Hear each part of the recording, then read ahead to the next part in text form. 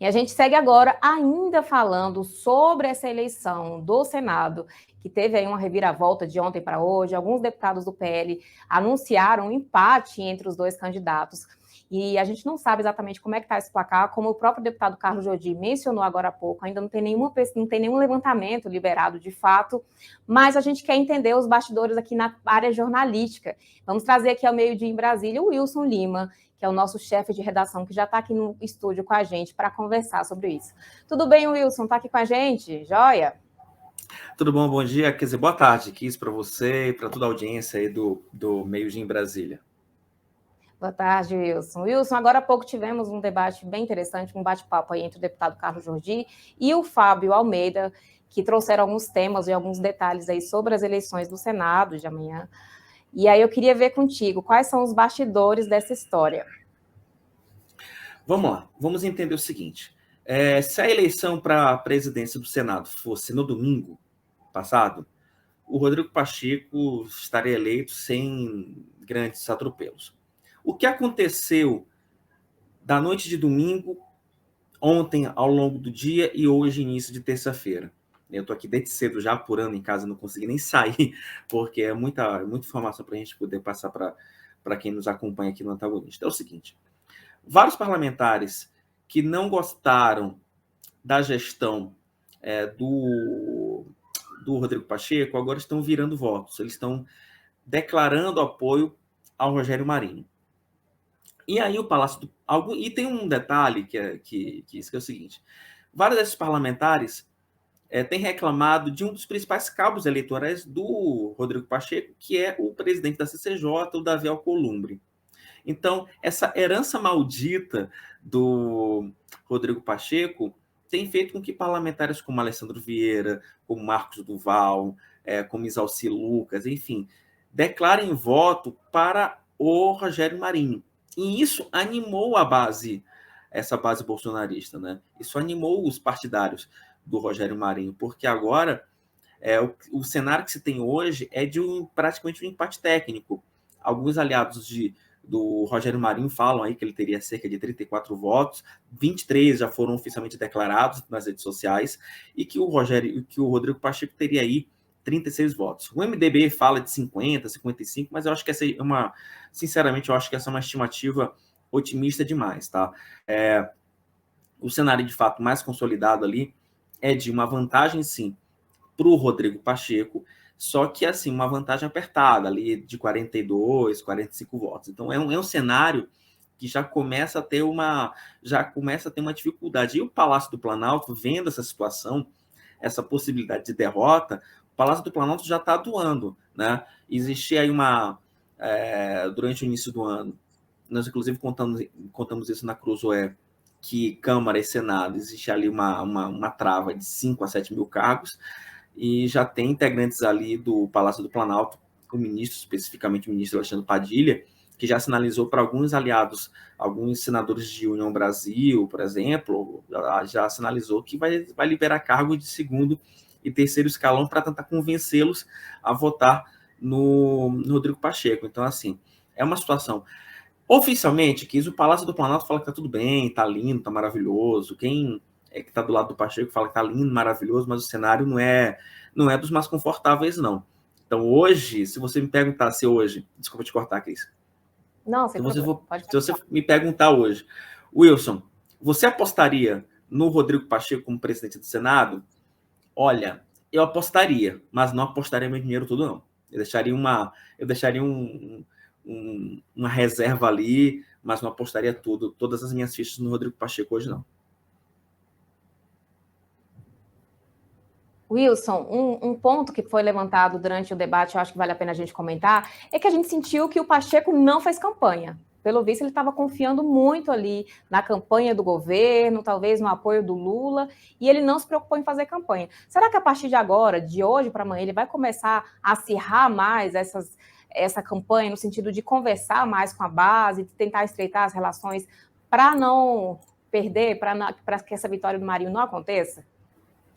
Kiss, essa é uma tendência, tá? Essa é uma tendência. E assim, a questão da falta de campanha, tanto do Rodrigo Pacheco quanto do Arthur Lira, é porque você tinha um cenário muito consolidado para os dois. Tá? Você tinha um cenário ali em que os dois tinham um voo de cruzeiro. Tanto é que, por exemplo, o Arthur Lira, nessa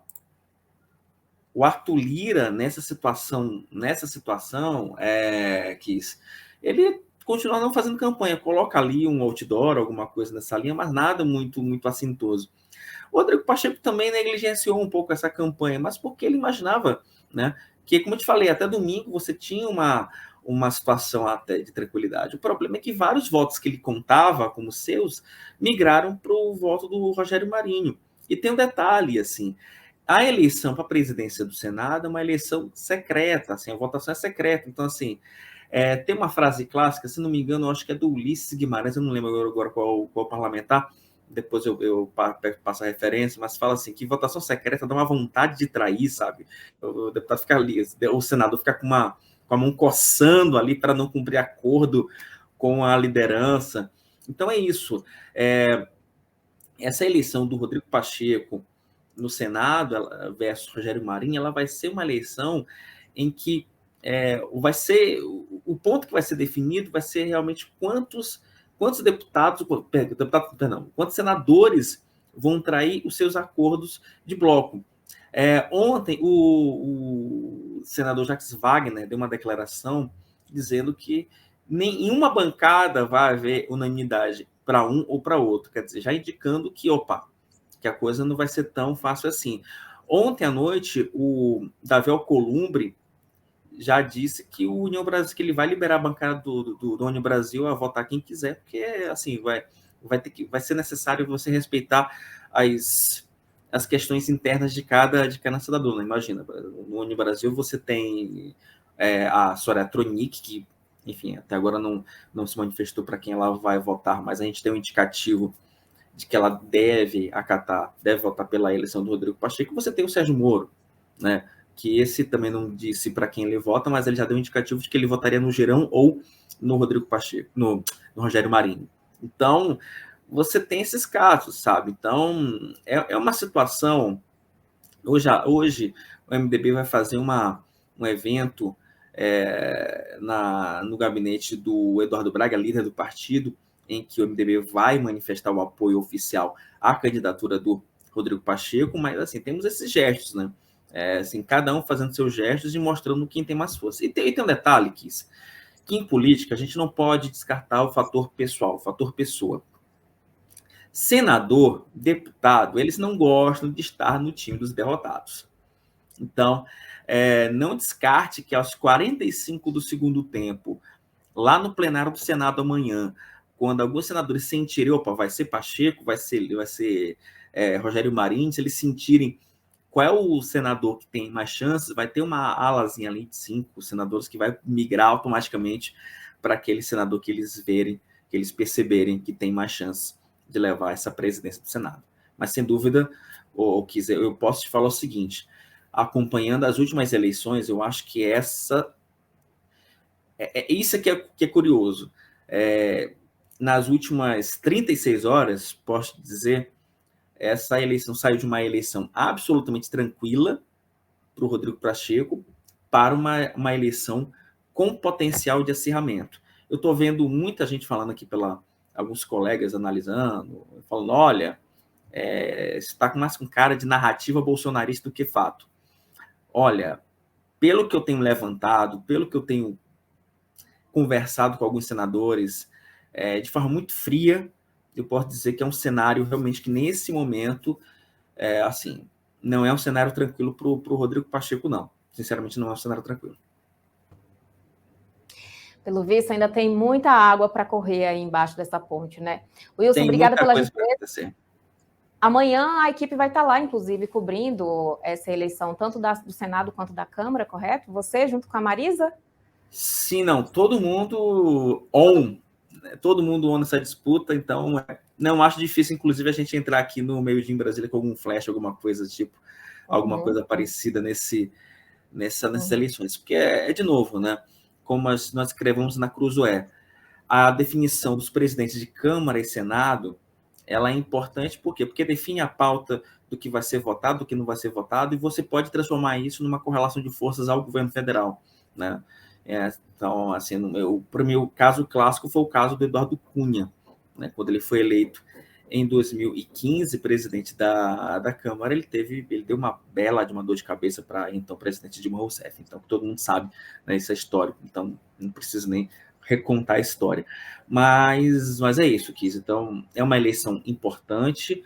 Os aliados, o PL do Jair Bolsonaro entende que essa eleição é um terceiro turno das eleições presidenciais, então, para eles é importante você tentar emplacar um aliado na presidência da casa. Mais do que isso, você consegue fazer uma correlação de forças entre Câmara e Senado e Palácio do Planalto. Então, ela tem essa dimensão, então é por isso que tem muita gente, inclusive estou vendo aqui no chat, né? Então, está todo mundo atento a essa eleição amanhã pela tarde.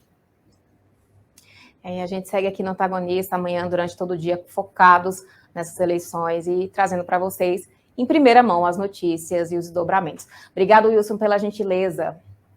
De nada, Kiss. Precisando, só chamar.